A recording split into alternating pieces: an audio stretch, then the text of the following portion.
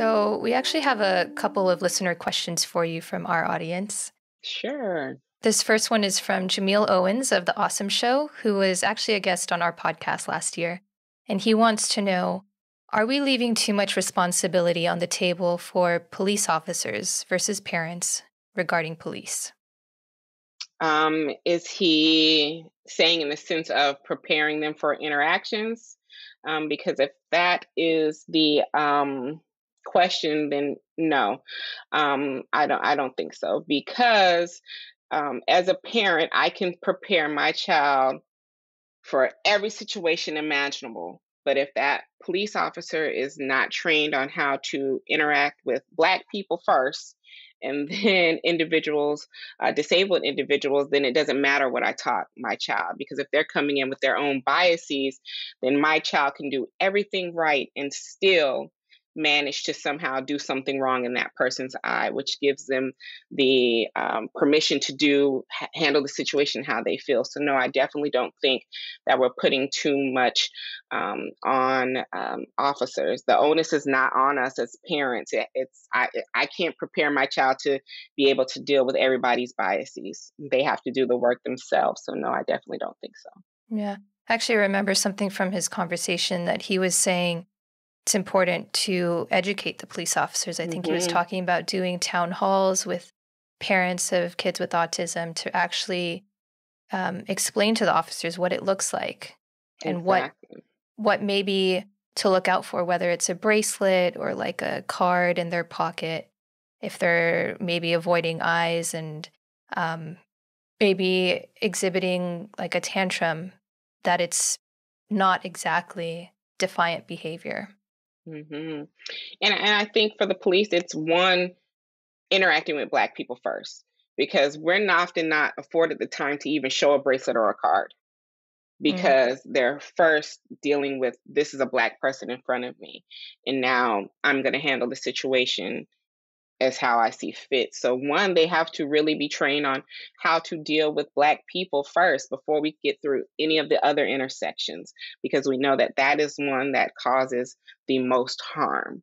My child is not going to be able to get to anything of divulging any of her personal information if all they're seeing before them is this black little girl who is potentially a menace and going to harm me. So we first have to train them on dealing with Black people, and then those intersections.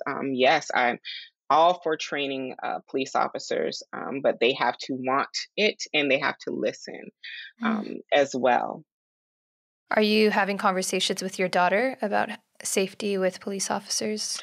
We do have conversations in general with all of our children. I think that's one of the things with being Black, is that our children aren't afforded that opportunity to be too young, right? Mm. They because we know that studies have shown at age 2, Black boys are now seen as aggressors by teachers rather than just little Black boys, and this starts at 2. So we're not afforded that. Is our child too young a lot of times, because we know that this is happening younger and younger every day, and it leaves Black parents on a fine line of preparing my child for the reality of what society is, or letting them enjoy childhood. So it's a constant fine line that we're battling to try to prepare them for what is to come, but also not wanting to dim that light in them on how harsh society is when it comes to being Black in America. How old are your other kids?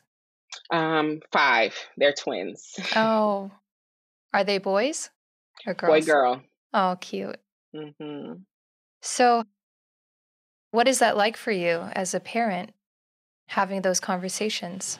It's a struggle, and I'm always completely honest. It's a conversation that is evolving every day for us, because we don't know quite what to say a lot of times. How do you explain to a child that the person that is supposed to protect you can also be the person that harms you?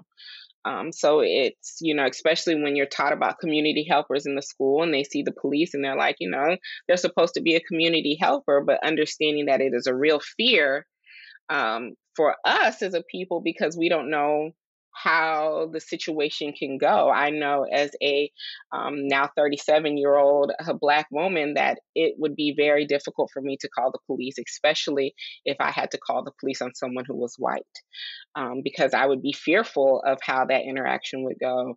I'm fearful of being pulled over by the police, and what that means. So trying to explain that on my children's level of the community helper can also be the person that harmed you is a difficult conversation to have. Do you think they understand? No, I do not think they understand on the type of level, of course, we're looking for them to understand on, which is why our conversations aren't probably as vast as some other parents are having with their children.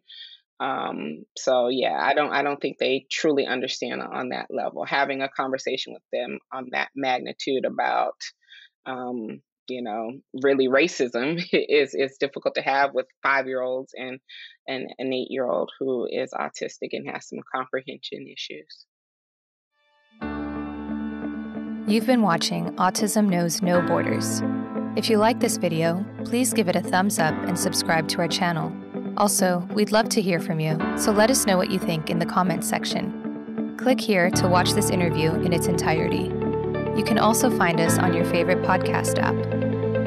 Tune in each week for engaging conversations of how people across the globe are inspiring change and building community. Thanks for watching. Take care.